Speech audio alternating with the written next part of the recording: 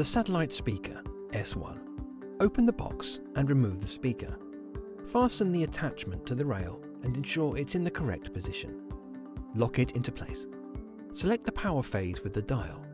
The speaker will turn on automatically once the correct phase is selected. Select channel with the plus and minus buttons.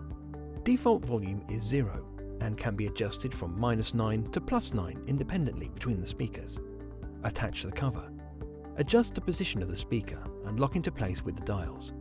Your satellite speaker S1 is now installed. Please ensure to only install one satellite speaker at this stage. Base unit B1. Open the box and remove the base unit. Connect the power cable to USB and connect the other end to a power outlet. The green LED screen shows the volume and can be adjusted with the up and down buttons. Connect the sound source to line in while unit is on full volume.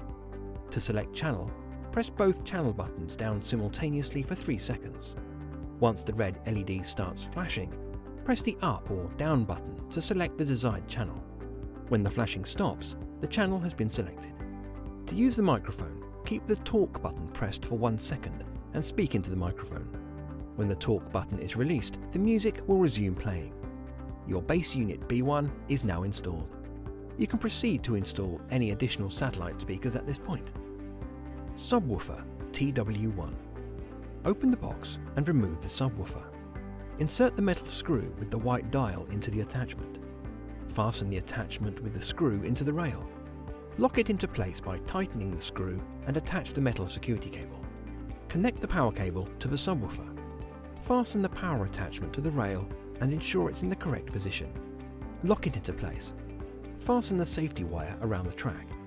Select the correct power phase with the dial. Press the on button. Set the subwoofer to the same channel as B1. Select channel with the plus and minus buttons. Default volume is 0 and can be adjusted from -9 to +9 independently between the speakers.